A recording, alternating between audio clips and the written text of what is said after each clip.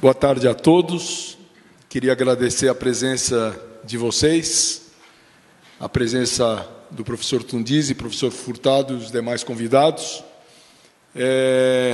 Queria agradecer muito a presença do João Paulo Capobianco, que eu gostaria que falasse um pouco aqui da nossa parceria com o IDS. E depois a Beth Pfeffer, presidente do Instituto Jatobás, vai contar um pouco a história do Instituto. João? O João ensaiou uma música, você vai cantar aqui para nós, não? O problema é que não tem protocolo, então sem protocolo... Eu canto, eu faço. Bom, boa tarde a todos. Bom, muito rapidamente, eu acho que hoje aqui o nosso objetivo é de ouvir o professor Tundizi, grande professor Tundizi, grande especialista nesse tema, trazendo uma análise aprofundada num momento de altíssima crise, que já era gravíssima, né, professor Tundizi, com a questão do esgotamento do abastecimento nas principais, em grandes metrópoles brasileiras, São Paulo aí na linha de frente disso, e agora se agrava com o acidente de Mariana, que é algo absolutamente grotesco, né, de consequências incalculáveis.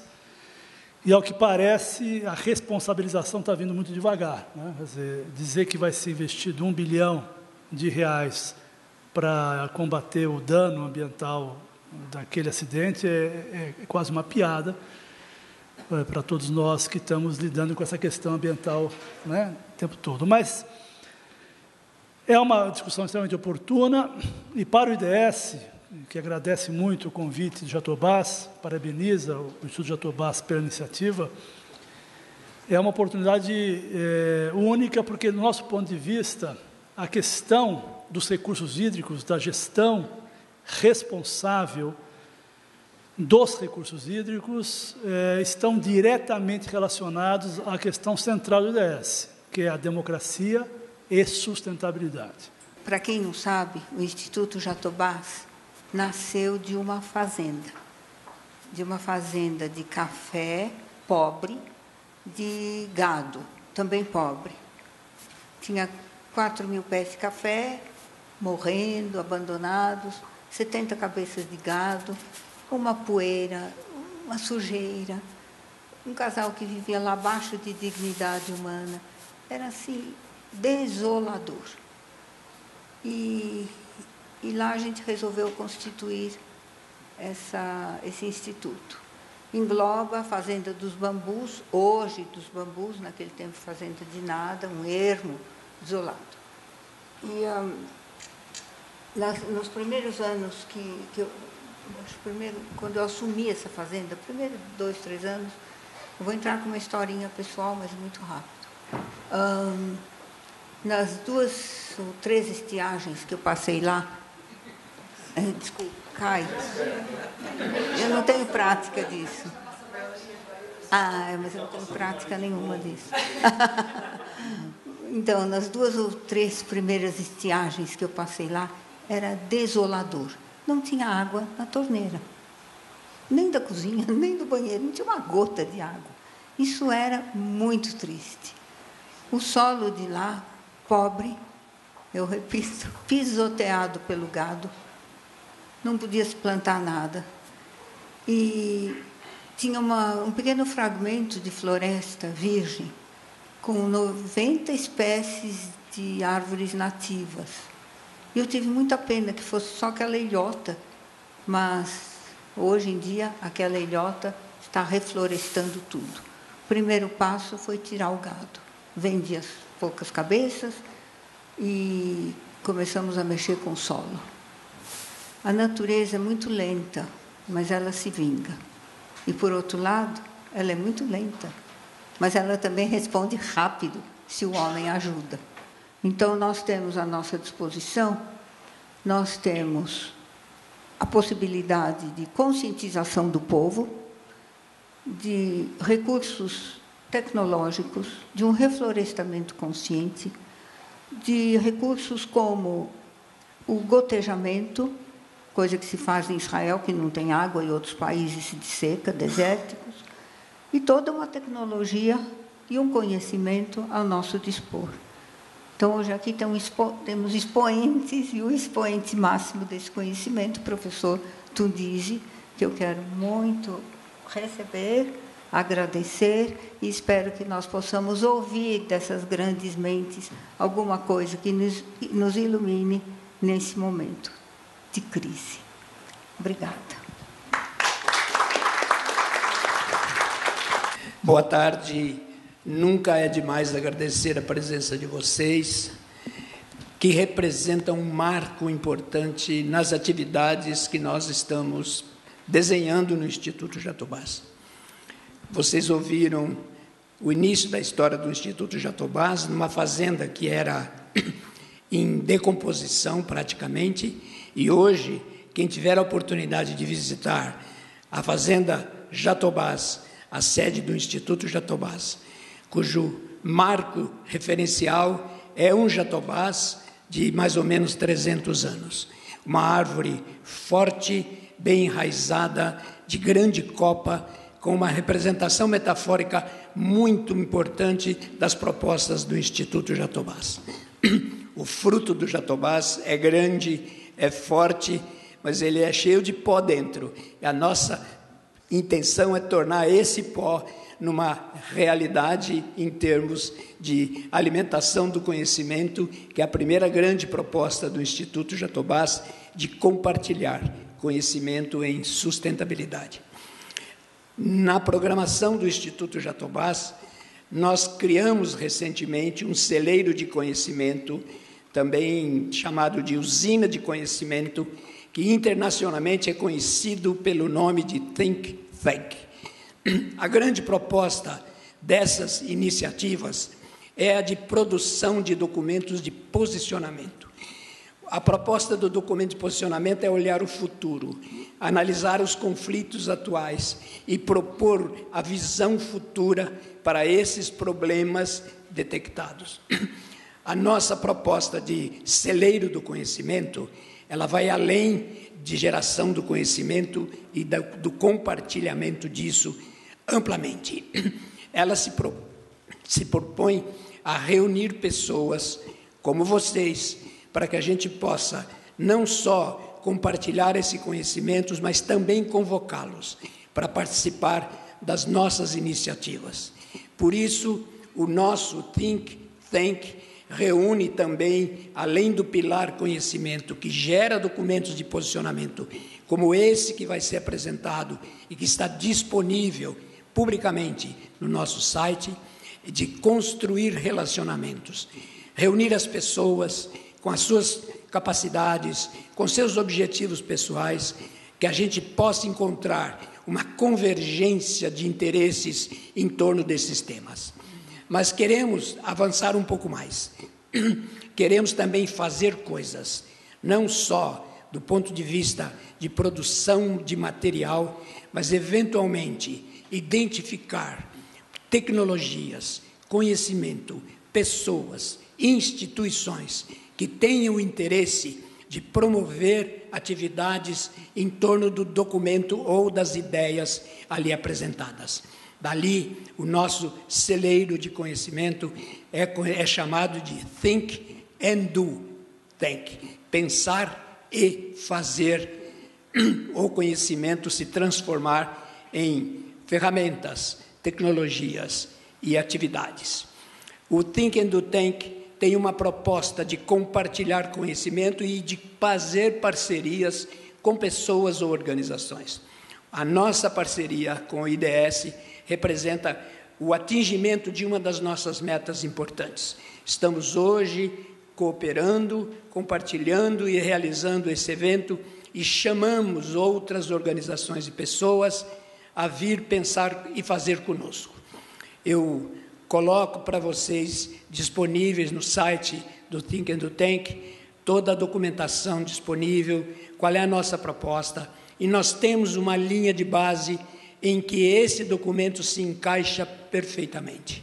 Nós pensamos que o nosso objetivo maior é pensar e fazer o uso equilibrado dos recursos naturais, principalmente aqueles recursos utilizados pela sociedade humana, seja no campo social ou das organizações, principalmente as empresas. Então, hoje, nós temos o prazer de estar com o professor Tundizi, que acedeu a nosso chamamento de produzir esse documento, e tivemos a grata satisfação de contar com a colaboração de vários comentaristas, parte que estão aqui presentes hoje, para avançar nesse compartilhamento. Então, entendam que esse documento não propõe uma discussão da crise atual, mas usar a crise atual para ver o futuro. Nossa proposta é enxergar o amanhã. Como é que nós vamos tirar lições do que fizemos hoje, do que deveremos fazer amanhã, para que os problemas que foram apontados no documento do professor Tundizi possam ter um encaminhamento de ações políticas, econômicas, estratégicas, e esse é o grande prazer que eu já antecipo o meu agradecimento pela presença das pessoas que convidamos para vir aqui trazer a sua opinião sobre o que fazer, a quem direcionar, propostas objetivas de implementação de medidas que foram consideradas por eles, comentaristas, relevantes para que as ideias colocadas pelo professor Tundizi possam se transformar em novos conhecimentos, em novos relacionamentos e em atitudes para organizações, sejam públicas ou privadas, para que nós possamos avançar nisso e tentar trabalhar as mudanças que são necessárias com essa visão de futuro. Muito obrigado pela presença, e o professor Tundizi agora apresenta a sua conversa com vocês. Obrigado. Eu queria começar passando alguns slides. Não vou passar todos os slides que aqui estão, inclusive eles estão abertos para quem quiser utilizar depois, né? Bom, então, quais foram as estratégias que eu usei para elaborar esse documento? A ideia era um documento de posicionamento sobre os problemas de recursos hídricos, né? Evidentemente, nós tínhamos que começar com uma análise global, disponibilidade hídrica, segurança hídrica, a evolução dos usos múltiplos, uma análise global também da qualidade da água, evolução da degradação, suas causas e consequências. Depois, evidentemente, água no Brasil, ciclos hidrológicos, disponibilidade de água, regiões hidrográficas, interações, clima, hidrologia e acessibilidade, causas e consequências da degradação da qualidade de água no Brasil. O próximo, água e saúde humana, água e economia, o valor econômico da água, o impacto das mudanças climáticas globais nos recursos hídricos, novas tecnologias e abordagens para a conservação da quantidade e qualidade da água e água como insumo estratégico para o desenvolvimento. Próximo, temas importantes, a governança da água, bacias hidrográficas como instrumento de gestão integrada, a governança ideal, recursos hídricos em áreas urbanas e as conclusões do documento. Eu queria também enfatizar que, como disse o professor Capobianco, é muito difícil hoje somente procurar resolver o problema da água só com o uso do conhecimento. O uso do conhecimento é fundamental. Vai ser fundamental, por exemplo, na questão da recuperação do Rio Doce. E não é do rio, é da bacia.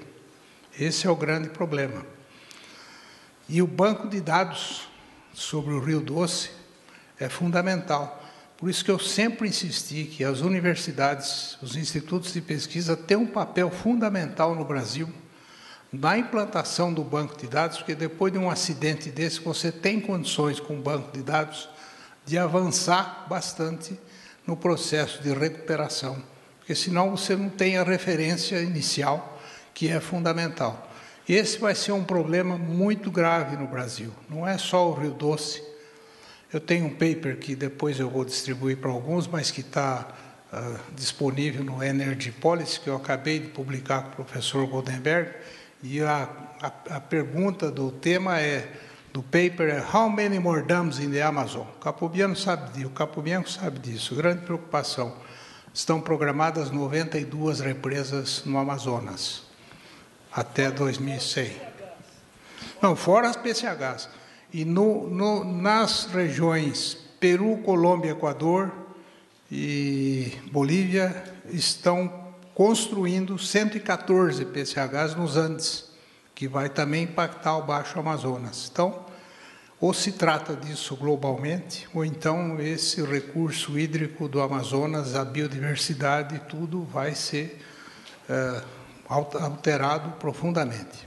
Esse é o resultado daquele número do Science que trata de Human Violence, que mostra o seguinte: se você tiver recursos naturais, água, solos, ecossistemas, biodiversidade e recursos hídricos e marinhos, do qual depende a segurança humana, água, alimento, energia, saúde, renda e qualidade de vida, o sistema climático e a estabilidade social.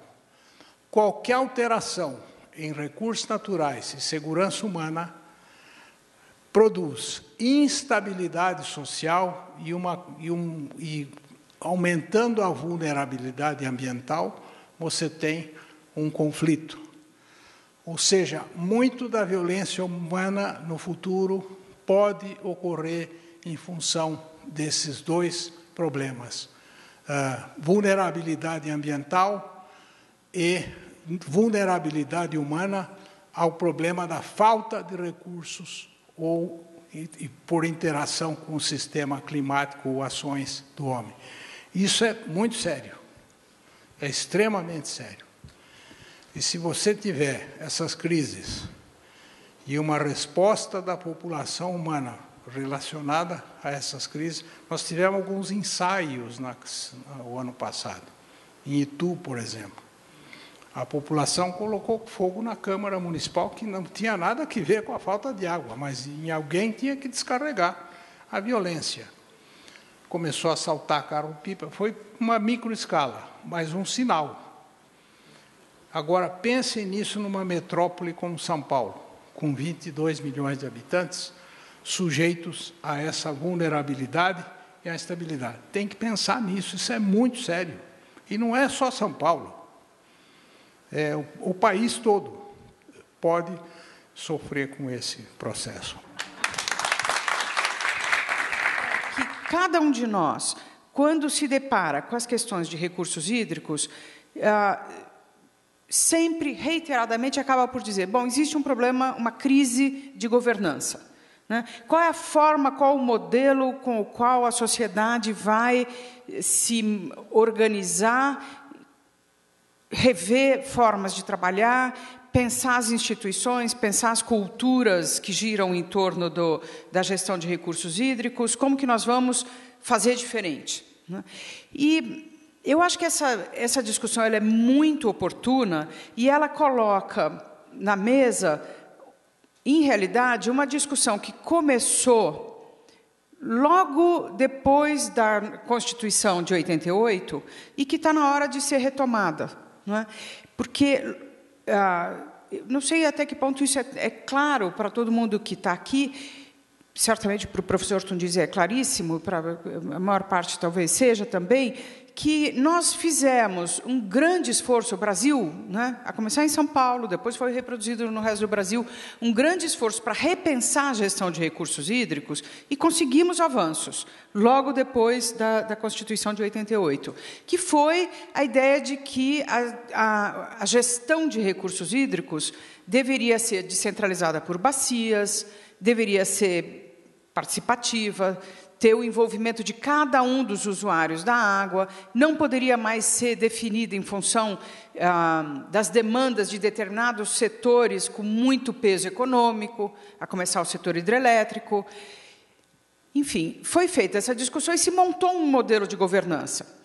E está na hora da gente discutir por que esse modelo de governança, que foi pensado no fim da década de 80, teve o início da sua implantação na década de 90 e continuou em seguida, ele tem vigência jurídica, mas nós não estamos conseguindo fazer com que ele, de fato, seja o grande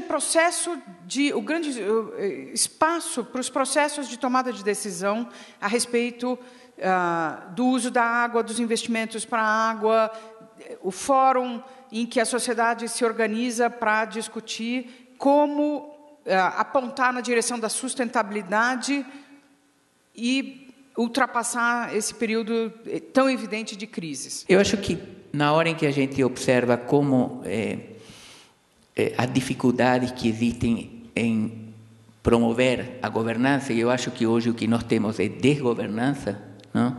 É uma palavra dura de ouvir, mas não me limito a não dizê-la, não? Acho que nós temos desgovernança, porque nesse contexto nós temos uma série de condicionantes. Vocês vejam, se a gente resgata os condicionantes políticos associados com calendários eleitorais. Calendário eleitoral não pode ser um fator impeditivo da governança, da transparência, da prestação de contas. São temas absolutamente estratégicos, ou seja, é um tema que nós não podemos fugir dele. O calendário político não pode, numa sociedade democrática, conduzir o destino da governança da água. Ou seja, não se dar a informação, não se promover a corresponsabilização dos cidadãos, porque está em pauta um calendário político, a reeleição de um político, etc. É inaceitável, é antiético. É caso também de impedimento político de um governante que age dessa maneira. Então, eu entendo que esta é uma dimensão fundamental. Nós não podemos esquecer os condicionantes políticos, nós não podemos esquecer os condicionantes institucionais. O professor Tundizi acabou de mencionar isso, o que significa a gestão pública, as barreiras, a resistência, a refratariedade à inovação, a refratariedade a repensar círculos virtuosos e não manter os círculos viciosos, não? Fundamental. Obviamente, os condicionantes econômicos, ou seja, o que aconteceu em Mariana é, mais uma vez, uma variável econômica, falando mais alto que o social, falando mais alto que o ambiental, e, obviamente, também o institucional, porque não tem monitoramento, fiscalização. Os condicionantes sociais, somos uma sociedade extremamente desigual, ainda com forte viés paternalista, patrimonialista, clientelista. Tudo isso pesa na hora. Quem participa em comitê de bacia vê isso cotidianamente acontecendo, não? É fácil manipular as pessoas. Tudo isso não se pode esquecer. E aí a Estela mencionou também a questão da representatividade, o professor Tundizi também mencionou.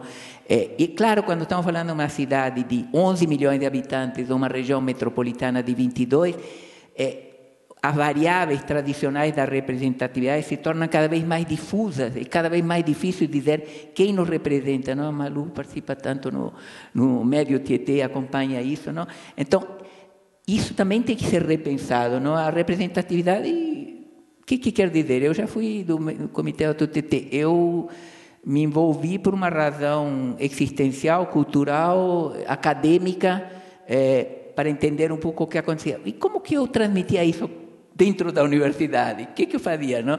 Eu pegava um microfone e ficava caminhando pela universidade. Não tinha fóruns para isso. E eu acho que a gente tem toda uma limitação também em relação a esses fóruns também. E, obviamente, dimensões culturais, não? Ou seja, as sociedades se tornaram, em geral, extremamente individualistas. Então, tudo aquilo que o poder público não estimula e não promove enquanto corresponsabilização, também gera, mais uma vez, uma limitação. Então, isto tudo está associado a uma questão que eu acho que é fundamental, quando estamos falando de escassez hídrica, também falando de segurança hídrica, mas também, principalmente, algo que eu entendo que é dramático, ou seja, a procrastinação na verdadeira implementação do saneamento básico, ou seja, é algo inaceitável. Mas eu chamo a atenção para a questão da qualidade e da nossa incapacidade de interferir nas políticas públicas, sobretudo de sermos ouvidos e trazermos resultados para garantir o mínimo de direitos que conquistamos na legislação brasileira, e sobretudo na legislação ambiental brasileira. Estivemos juntos em Brasília na discussão, apontando os retrocessos que seria a mudança do Código Florestal brasileiro. E juntos nós aqui. Essa audiência do Senado que o professor Tundizi colocou era nada mais, nada menos que a Estela, o professor Tundizi, eu na plateia, que a SOS Mata Atlântica havia viabilizado a presença deles lá, e o senador era o senador Aloysio Nunes, que a Estela acompanhava. Aquele foi o último minuto, o apagar das luzes de uma discussão que a sociedade, eu me lembro, a Rosa Mancini várias vezes falava para a gente, há 20 anos atrás, não, ninguém vai mudar o Código Florestal brasileiro, imagina, isso é tão surreal, são tantos retrocessos que virão na crise hídrica, não integrar a gestão da floresta, a gestão da água, a questão fundiária, a escassez e a escassez, não só a escassez, mas a falta de regularização de um país que não conhece quem são os legítimos donos de suas terras, não reconhecer as áreas protegidas, as unidades de conservação, tentar a PEC 215, tirando direitos indígenas, direitos de comunidades. Quer dizer, a que ponto chegamos? Numa representação no parlamento brasileiro que vem de uma representação não do interesse coletivo, que foi aquilo que conquistamos na Constituição de 88, mas do interesse individual, econômico e setorial. O Código de Mineração, ele está sendo ditado, reescrito por essas mineradoras, por essas empresas. A Caritas distribuiu no dia da audiência pública, na Comissão de Meio Ambiente, quem eram os pagadores, os financiadores daqueles deputados que estavam ali votando na fragilização do Código de Mineração. A mesma coisa aconteceu aqui na Assembleia Paulista, na regulamentação do Código Florestal Paulista, pelos mesmos atores que não conseguiram implementar algumas questões extremamente importantes, por exemplo, a função das APPs urbanas. Eles não conseguiram perder, isso foi vetado no Código Florestal Federal, e eles trazem de novo à tona, novamente, tentativa de mudar a proteção das APPs urbanas, tão importante para garantir resiliência, segurança, à vida das pessoas. Não só segurança hídrica, mas são áreas de risco, é por isso que elas tinham as funções de área de preservação permanente, não só pela questão ecossistêmica, mas, sobretudo, para garantir segurança, saúde e segurança à vida das pessoas. Se eu tivesse que falar apenas 2 palavras hoje aqui, eu diria dupla cegueira. Nós não vemos e não vemos que não vemos. E aí é um livro que, para mim, ele é pequenininho, mas é um livro que eu vou carregar para o resto da vida, Os 7 Saberes Necessários à Educação do Futuro, do professor Edgar Morin, que, enfim... Bom, uma das questões importantes, quando se fala em saneamento, é perguntar que saneamento que nós estamos falando. Se é o saneamento do cloro, lá do começo dos 1900, ou se é um outro saneamento. Aqui em São Paulo, nós temos o saneamento do cloro. As nossas estações de tratamento são estações de tratamento convencionais, para águas não convencionais. Nós estamos hiperclorando uma substância que a gente chama de água, que a gente não sabe o que tem dentro. E estamos produzindo um monte de substâncias lá Também não sabemos o que tem dentro. O professor Tundizi colocou isso muito bem. Mas nós temos um saneamento que eu aprendi com você, Furtado, que pode me levar a pensar que uma estação de tratamento de esgotos pode ser uma polirrefinaria biovalente, uma indústria química, uma indústria de energia, uma indústria de composto para a floresta, enfim, um ecossistema industrial. Você me ensinou um monte de coisas assim. Está colocado, está posto, está lá. É visível, quem entra lá vê. Precisa o esgoto chegar lá. E por que o esgoto não chega lá com tanto investimento? Porque a nossa maneira de pensar, ela está ainda no saneamento lá do começo Na Índia, existem 2 livros interessantes. Um é O Capitalismo na Encruzilhada, o outro é A Riqueza na Base da Pirâmide, que fala do BOP, a plataforma BOP, ou Estratégias Econômicas para a Base da Pirâmide. Você produz um input na base da pirâmide socioeconômica e, sem gerar impactos ambientais, você faz com que essa massa de pessoas comecem a atuar, trabalhar, gerar capacidade, gerar, enfim, passível de fazer com que a cidade passe a funcionar de novo. O senhor coloca uma coisa que para nós do IDS tem sido muito cara, que é a importância da conservação dos mananciais e a manutenção da qualidade da água. De alguma forma, todos aqui colocaram essa importância da qualidade da água e do cuidado com essa água no sentido de saber que água chega para a população. Qual esse direito e o acesso à água, que é um direito humano, que tipo de água que essa população tem acesso? Então, de alguma forma, essa questão da conservação dos mananciais e da manutenção da qualidade de água está diretamente ligada a essa questão do acesso à água, desse direito humano. Então, portanto, um tema que traz a confluência entre a discussão colocada no começo dessa conversa de hoje, entre a democracia e a sustentabilidade. E o senhor coloca muito bem que, para assegurar essa produção, há necessidade, então, de cuidar das áreas de recarga e de restaurar essas áreas de recarga dos mananciais.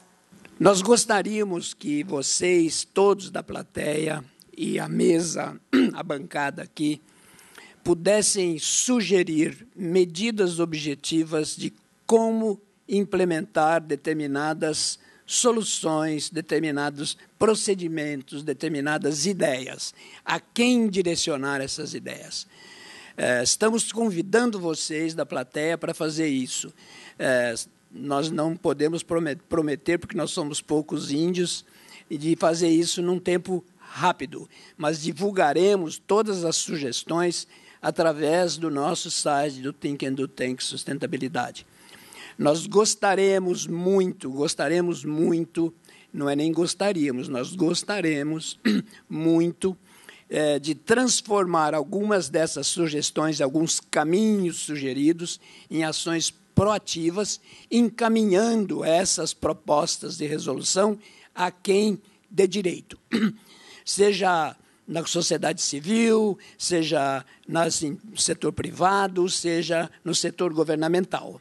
Então, mandem para nós, vocês têm nosso endereço eletrônico, por favor, mandem seus comentários de como implementar, o que vocês acham que deva ser implementado, que tenha sido aqui colocado ou que não tenha sido aqui colocado, que esteja na publicação ou esteja fora da publicação, para que nós possamos transformar o nosso site nesse modelo interativo com a sociedade e com as organizações. Rapidamente, eu gostaria, em primeiro lugar, agradecer o convite do professor Furtado, do Instituto Jatobás, para produzir esse documento que foi, para mim, um momento importante de reflexão, nesse processo de avaliação, novas propostas, novas possibilidades na gestão de recursos hídricos, na gestão, na governança. Nós estamos num momento muito crítico da sociedade brasileira e nós precisamos avançar em propostas profundas que alterem o conjunto da sociedade. E água e recursos hídricos, como outros recursos naturais, têm um papel fundamental no futuro desse país.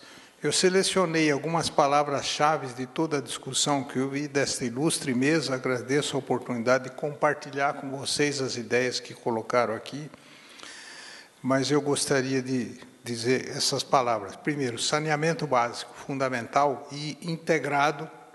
E quando você fala em saneamento básico, vai desde tratamento de água até lixão. Esgoto, lixão, enfim, todo o conjunto. Aí, dentro disso, está a questão da educação. Não é educação só ambiental da população, mas eu acho que educação sanitária da população é importante. A população precisa ter educação sanitária, que é fundamental na questão de saneamento. A questão da economia, todo esse processo, o Brasil podia ter uma outra economia se tivesse mais capacidade de aprofundar a gestão de seus recursos naturais e principalmente a questão da água. Essa visão da exploração do recurso sem um investimento na sustentabilidade, esse é o fundo. O problema é você, ao invés de você obter o lucro vem de investir na sustentabilidade, não o lucro financeiro. O problema é esse. Santo Agostinho já dizia que o dinheiro é o excremento do diabo. E é isso mesmo, o nosso problema é esse. Ou seja, o problema é você reinvestir, é o que a Sabesp devia fazer, e não distribuir papel que vale. Tem que reinvestir no processo, né? Então, a questão da economia. Eu tenho muito contato com o professor Paulo Haddad, que foi ministro da Fazenda, e estamos escrevendo um livro, tentando escrever, porque cada um de nós é muito ocupado, um livro sobre economia verde, mas o Brasil podia ter um outro eixo de desenvolvimento, se fosse. A questão da saúde pública, que perpassa a água e tudo que nós discutimos aqui, o que foi mencionado, planejamento de longo prazo, não tem que ver nada de código, de processo eleitoral, nada disso, nós temos que ter planejamentos de longo prazo. Nós não temos isso porque dentro do sistema nosso de governo, nós temos um processo ligado ao sistema eleitoral, e não um planejamento de longo prazo que diz respeito ao país, mas ao governo. Nós não temos política de Estado, temos política de governo. Isso vale para município, para Estado e para a República. Nós temos que ter política de Estado. E política de Estado envolve planejamento de longo prazo. Você não pode atrelar ao processo eleitoral. Investimento em sustentabilidade e não no lucro. Mobilização, como mobilizar a sociedade. Nós precisamos encontrar mecanismos. A questão da representatividade, eu sou apaixonado por isso. Eu infernizo o vereador em quem eu votei, o deputado estadual em quem eu votei, o deputado federal em quem eu votei, o senador em quem eu votei. Eu infernizo, eu não dou nenhum... E cada um de nós tem que fazer isso. Para você, também é a representatividade, né? E, sem dúvida nenhuma, um exemplo. Eu acredito muito em exemplos demonstrativos. A questão do Pardinho tem o meu engajamento direto e imediato. Eu queria, então, agradecer muito, agradecer a oportunidade, mais uma vez, de estar aqui nessa ilustre audiência, com essa ilustre mesa, meus caros amigos, e agradecer, mais uma vez, os pensamentos no Rafael. Muito obrigado.